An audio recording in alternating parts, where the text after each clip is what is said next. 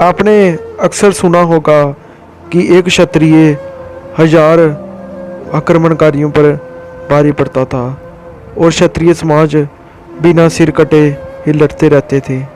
लेकिन 20वीं सदी में आपने शायद ही कोई एक मिसाल सुनी हो जिसमें एक इंसान 10 पर भारी पड़ा हो। आज हम आपको एक इंसान 10 पर नहीं, हजारों पर भारी पड़ने वाले 110 राजपूतों का इतिहास बताने जा रहे हैं। 110 राजपूत जब 10,000 अफगानों पर भारी पड़े थे।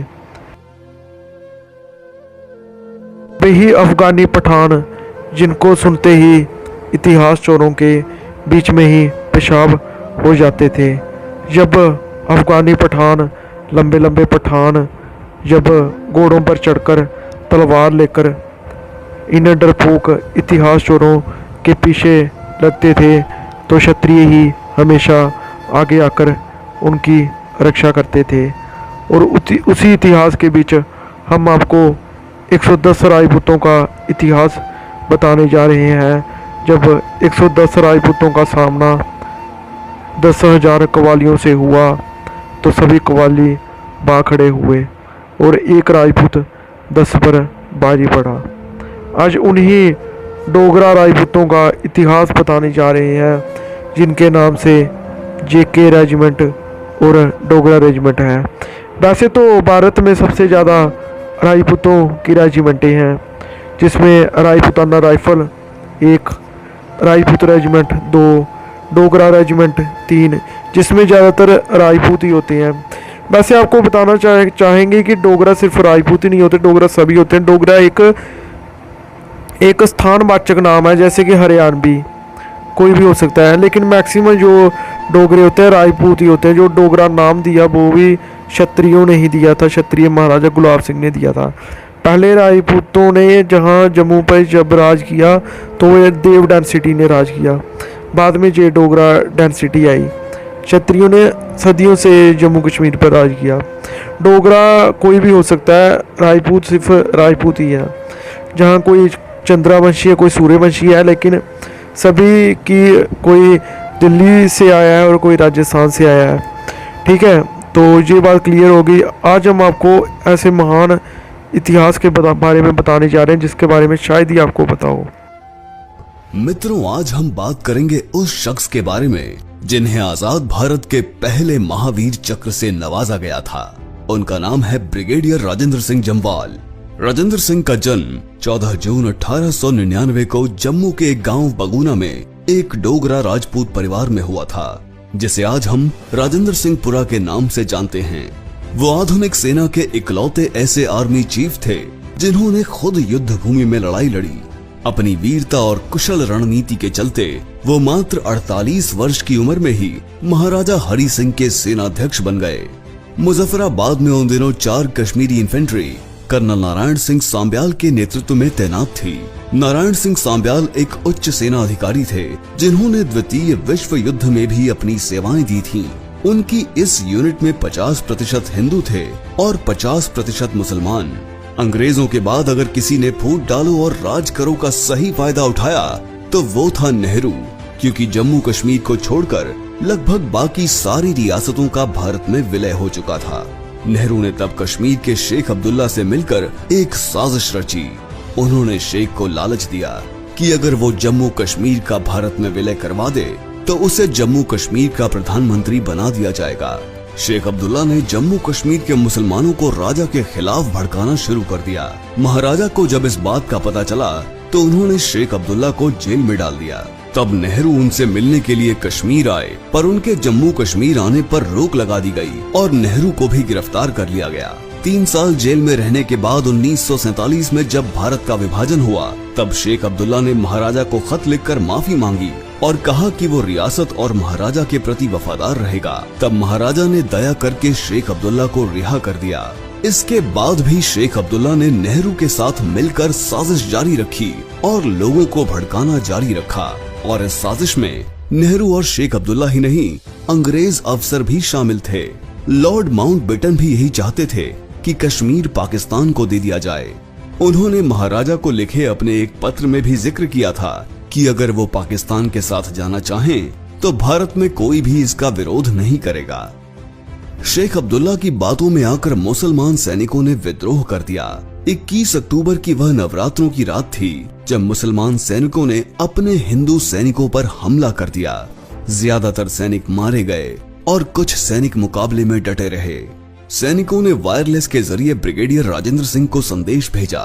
ब्रिगेडियर साहब को जैसे ही इस विद्रोह की सूचना मिली, उन्होंने तुरंत अपने साथ मात्र 110 लोगों की एक फौज तैयार की, जिसमें से कुछ तो ड्राइवर थे और कुछ रसोइये।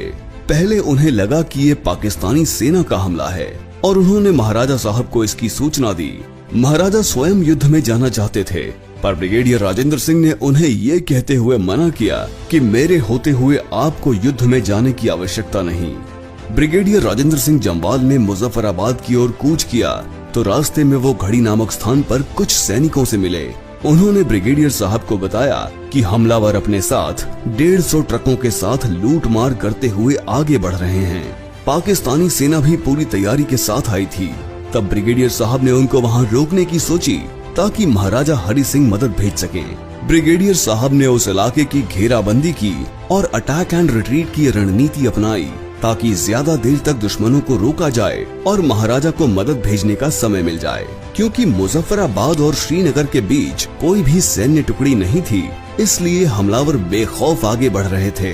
पर उन्हें ये नहीं पता था कि ब्रिगेडियर राजेंद्र सिंह जम्वाल अपनी एक टुकड़ी के साथ उनका इंतजार कर रहे हैं। जब कबायलियों और ब्रिगेडियर राजेंद्र सिंह का सामना हुआ तो ब्रिगेडियर साहब की छोटी सी टुकड़ी ने 700 से अधिक दुश्मनों को मार गिराया। ब्रिगेडियर साहब और उनकी टुकड़ी बड़ी बहादुरी से लड़ी। ये उनका पहला हमला था। जब ब्रिगेडियर राजेंद्र सिंह को एहसास हुआ कि दुश्मनों के पास काफी मात्रा में गोला बारूद और सामान है, तो उन्होंने उड़ी को जोड़ने वाला पुल ही उड़ा दिया, जिससे उनको 24 घंटे का और समय मिल गया। दूसरे हमले के लिए ब्रिगेडियर साहब थोड़ा पीछे हटे और माहुरा नाम के स्थान पर दोबारा हमला किया। इस हमले में भी दुश्मनों को काफी नुकसान पहुंचा।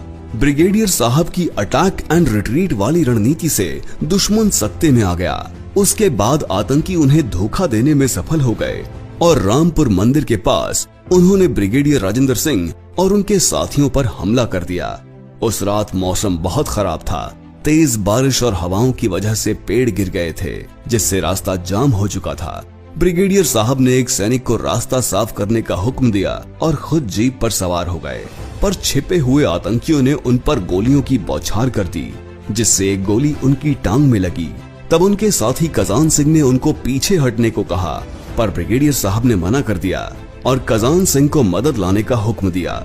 वहीं एक तरफ ब्रिगेडियर साहब और उनके सैनिक बहादुरी के साथ लड़ रहे थे, तो दूसरी ओर जम्मू कश्मीर के प्रधानमंत्री मेहर चंद महाजन दिल्ली पहुंचे मदद के लिए। उनको पटेल से मिलना था, पर नेहरू ने उन्हें मिलने नहीं दिया।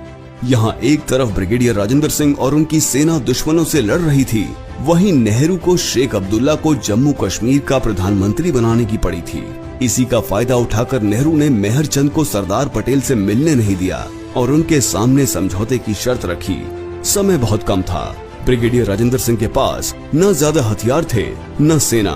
मेहर चंद महाजन को इस बात का एहसास था और उन्होंने नेहरू की शर्तों को मानना ही उचित समझा। ये सब और किसी की नहीं बल्कि नेहरू, शेख अब्दुल्ला, माउंटबेटन और इंग्लैंड की साजिश थी। उन दिनों पाकिस्तान और भारत की सेना की कमान दोनों अंग्रेज अफसरों के हाथ में थी। वो अक्सर फोन पर बातें करते थे और उन्हें इस हमले का पता भी था। उनकी साजिश के बारे में जब मेजर ओमकार सिंह को पता चला तो उन्हें बंदी बना लिया गया। जैसे तैसे करके मेजर ओमकार सिंह दिल्ली पहुंचे और नेहरू, शेख अब्दुल्ला सबको इस बारे में बताया, पर नेहरू ने उनकी बातों का मजाक उड़ाया और बाकियों को भी उनकी तरफ ध्यान न देने को कहा। वहीं दूसरी ओर ब्रिगेडियर जख्मी हालत में बिना किसी इलाज के लड़ते रहे। उन्होंने सैनिकों को सिर्फ इतना कहा कि मेरी फिक्र मत करो, बस दुश्मनों को आगे बढ़ने से रोको। जख्मी हालत में ब्रिगेडियर साहब पास में झाड़ियों का सहारा लेकर दुश्मनों पर गोलियां बरसाते रहे और अपने डोगरा राजपूत सैनिकों के साथ वीर गति को प्राप्त हुए। जब भारतीय सेना वहां पहुंची तो उन्हें ब्रिगेडियर साहब का मात्र पहचान पत्र और उनके कपड़ों के कुछ टुकड़े मिले। वीरता की ऐसी मिसाल देखकर भारतीय फौज भी अचंभित हो उठी थी। राजेंद्र सिंह जम्वाल पहले ऐसे सेनाध्यक्ष थे जिन्हें आजाद भारत के प्रथम महावीर चक्र से सम्मानित किया गया। उन्होंने अपनी वीरता और सैन्य रणनीति से दुश्मनों को 4 दिन तक एक ही जगह रोक के रखा जब तक भारतीय फौज वहां न पहुंची। उन्होंने अपने महाराजा को दिए हुए वचन को पूरा किया। उनका कहना था, till the last man and the last bullet. वर्तमान महाराजा करण सिंह आज भी उस दिन को याद करते हैं। जम्मू के लोगों के लिए ब्रिगेडियर साहब अमर हैं और भारतीयों के लिए